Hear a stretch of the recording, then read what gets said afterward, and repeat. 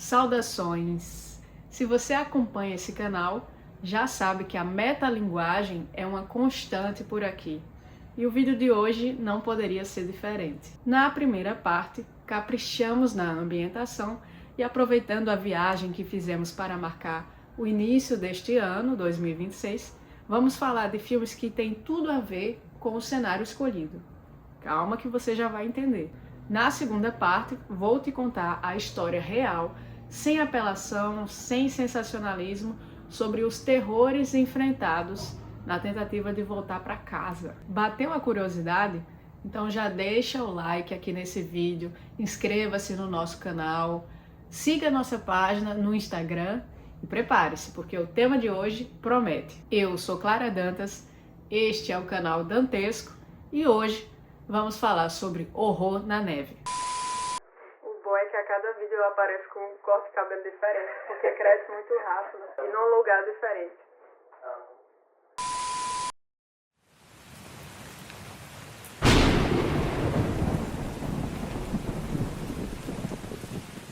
Férias, amigos, pé na estrada.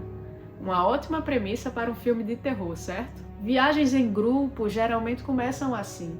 Todo mundo animado, ninguém imaginando que algo pode sair do controle. A típica calmaria que o cinema adora mostrar, antes de tudo dar errado. A ideia de uma residência, ou até mesmo um hotel, é usada simbolicamente para expressar proteção. Um lugar que nos abriga do frio. Mas no horror, ela faz exatamente o oposto.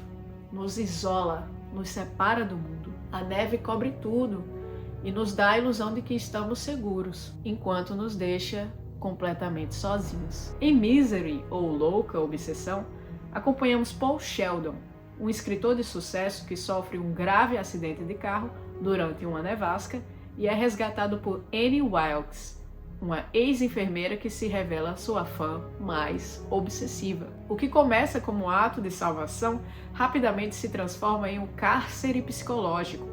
Imobilizado, dependente de medicamentos e isolado do mundo, Paul descobre que sua sobrevivência está condicionada aos desejos de Annie, especialmente à exigência de que ele reescreva o destino de sua personagem favorita. A neve, nesse contexto, não é apenas cenário.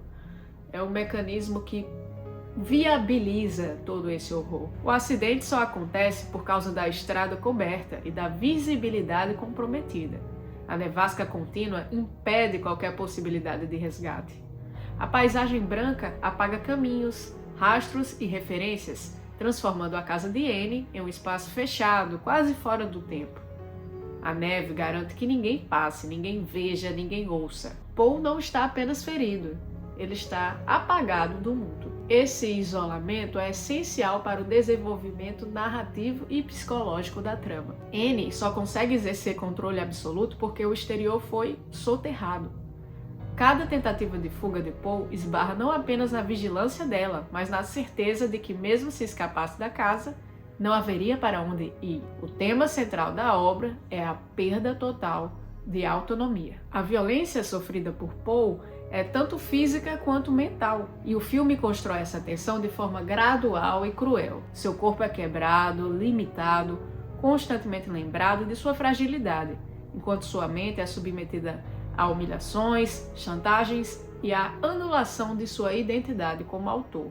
Annie controla seu tempo, suas palavras, sua criação e até mesmo sua dor. O horror não está apenas nos atos extremos, mas na rotina do abuso. E a neve, imóvel e silenciosa do lado de fora, garante que esse pesadelo aconteça sem testemunhas. Já em The Shining, ou O Iluminado, lançado uma década antes de Misery, temos Jack Torrance, um escritor em crise que aceita o trabalho de zelador durante o inverno no Hotel Overlook, nas montanhas do Colorado. Ele se muda para o local com a esposa Wendy e o filho Danny, que possui habilidades psíquicas conhecidas como o brilho. O que deveria ser um período de reclusão produtiva rapidamente se transforma em um mergulho na loucura, à medida que o hotel, e mais uma vez, o isolamento, passam a amplificar os conflitos internos de Jack. Assim como em Misery, A neve é um elemento narrativo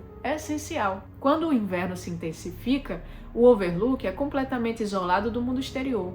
Estradas bloqueadas, comunicação interrompida, nenhuma chance de ajuda. A paisagem branca funciona como uma prisão natural, selando a família dentro de um espaço que parece vivo e hostil. Não há para onde correr, apenas para onde enlouquecer. O isolamento imposto pelo inverno atua diretamente sobre o psicológico de Jack.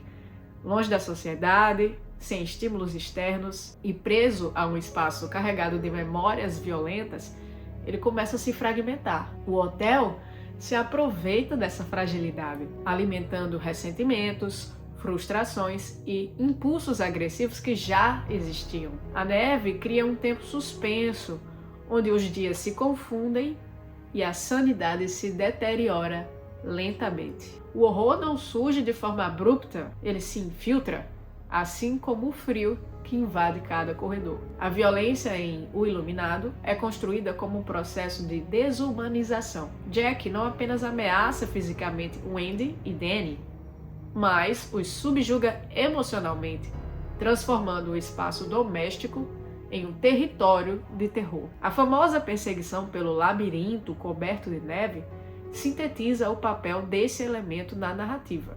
O branco, que antes simbolizava silêncio e isolamento, agora se torna o palco final da sobrevivência. A neve, de novo, não é neutra, ela é cúmplice do horror. Tanto Misery quanto O Iluminado revelam como seu criador, Stephen King, utiliza o isolamento como catalisador do medo. Em ambas as histórias, a neve não cria o mal, mas permite que ele se manifeste sem freios, longe de olhares externos.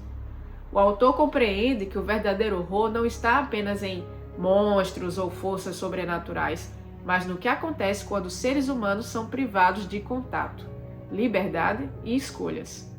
Na quietude branca do inverno, o que emerge não é só o frio, mas a face mais cruel da mente humana. No horror, o problema nunca é o lugar, é o que acontece quando não se tem mais para onde ir. Quando a casa ou o hotel ficam isolados, os personagens são obrigados a encarar algo muito mais assustador do que o frio. Eles são obrigados a encarar a si mesmos. A neve não é só o cenário, o pano de fundo.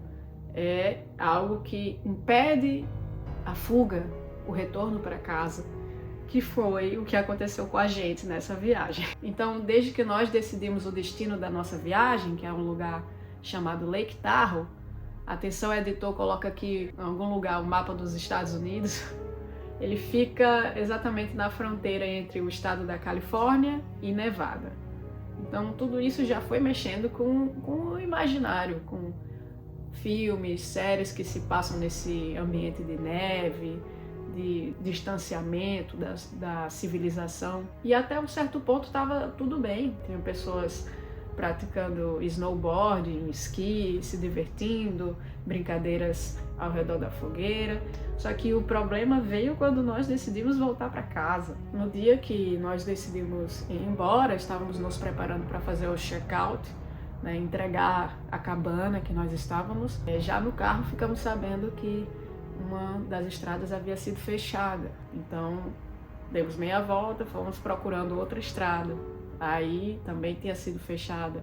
Alguns caminhões estavam limpando a neve, mas a neve não parava de cair. E isso foi se repetindo.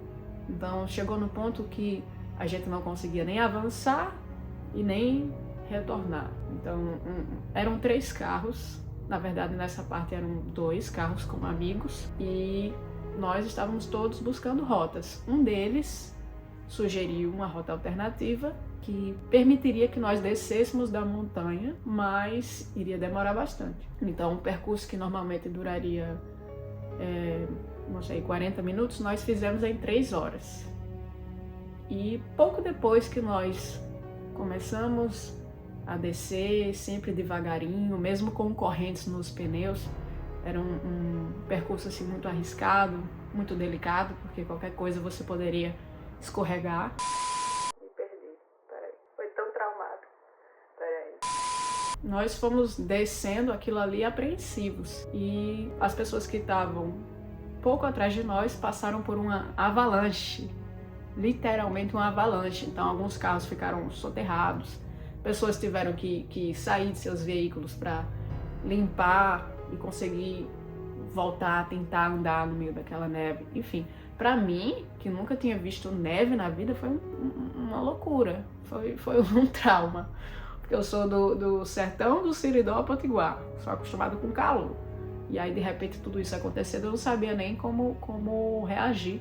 Teve uma parte, inclusive, que nós estávamos indo bem devagarinho e tal, e eu tava ali tentando me acalmar, olhei pro lado, aí tinha uma placa: não alimente os ursos. Eu pensei, pronto, é aqui, agora, se eu não morrer congelada, eu vou virar petisco. Mas enfim, passado esse estresse do retorno da neve, nós fomos literalmente parar no deserto. Então, assim, em questão de minutos, nós saímos de um cenário para outro, totalmente diferente. Porque um dos nossos amigos teve a brilhante ideia de irmos primeiro para Las Vegas e de Las Vegas para Los Angeles, que é onde nós moramos. Só que enquanto nós estávamos nesse deserto, o nosso carro deu um problema, começou a vazar um fluido lá e o carro não estava mais respondendo. Então, os nossos outros amigos realmente compraram o fluido que estava vazando, mas o fato é que o carro teve uma parada brusca enquanto nós estávamos no deserto. Felizmente foi a 5 minutos de uma cidade chamada Tonopah, eu não sei se é Tonopa ou Tonopah, enfim, uma cidadezinha minúscula, e a solução que nós encontramos foi passar a noite ali e no dia seguinte tentar resolver essa questão do carro. O nosso grupo, que nesse momento era composto por 2 carros, ambos cheios, se dividiu. Então os nossos amigos que estavam no carro elétrico, inclusive, com a bateria quase morrendo, eles recarregaram a bateria e seguiram viagem pelo Vale da Morte, que é um lugar que você passa 2 horas sem nenhum contato com civilização, sem sinal, sem nada, isso de madrugada. Então foi realmente uma loucura. Se acontecesse qualquer coisa ali com o carro, o que é que eles iam fazer no meio do nada? Mas felizmente eles conseguiram e eles chegaram em Los Angeles pela manhã. Nós, o grupo que estava comigo, ficamos naquela cidadezinha, chamamos um mecânico, tentamos resolver a questão do carro. No fim, esse grupo também se dividiu e somente 3 pessoas seguiram viagem naquele momento. Foi eu, minha esposa e o nosso amigo. Eu vou colocar aí uns vídeos para vocês verem. E a partir desse momento eu estava me sentindo assim, numa redenção. Aquela sensação de que você está chegando no finalzinho do filme, mas que você tem que passar por algum processo de transformação, não sei. E as coisas que foram acontecendo foram ficando bizarras, mas de um jeito engraçado, porque nós tentamos a todo custo evitar esse Vale da Morte. Olha o nome do lugar, Vale da Morte. Então, em meio a toda a tensão, nós ainda conseguimos admirar aquele cenário que estava ao nosso redor, totalmente diferente de tudo que eu já havia visto na vida. De repente, decidimos parar numa lojinha ali próximo, mas não dentro do Vale da Morte. E quando eu entro, simplesmente eu dou de cara com réplicas da boneca Annabelle. Sim, a boneca amaldiçoada da Annabelle. E ali, eu olhando o que tem nessa loja, encontrei também um cartão postal de um lugar chamado A Visão de Dante, que me remete ao que é o Inferno de Dante, que é uma das referências para o nome deste canal dantesco.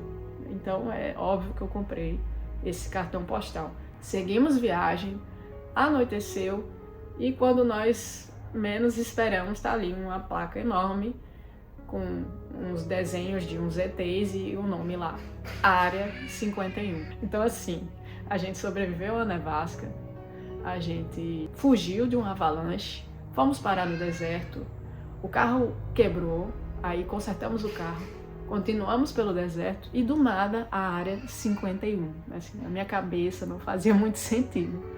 E de lá, claro, nós fomos para Las Vegas, eu nunca tinha ido lá, mas foi uma parada rápida. E de Las Vegas, finalmente conseguimos seguir até Los Angeles, que é onde eu estou agora. Então, o que eu quero dizer com tudo isso aqui? Ao trazer essas 2 obras, The Shining e Misery, ambas escritas pelo mestre do horror Stephen King, Quero dizer que ele entendeu. Ele entendeu que o horror na neve nunca foi sobre o frio, mas sim sobre o confinamento. Sobre o momento em que o mundo lá fora desaparece e que você percebe que não tem para onde ir. Na ficção, isso pode levar à loucura, à violência, à revelação. E na vida real, me levou à consciência. A consciência de que nós não controlamos tudo, de que somos apenas passageiros e que a linha entre a segurança e a vulnerabilidade é muito fina. Fina como gelo. E talvez seja por isso que a neve no horror funciona tão bem, porque ela nos lembra que o isolamento não cria monstros, ela apenas revela o que já estava ali. Até o próximo conteúdo dantesco.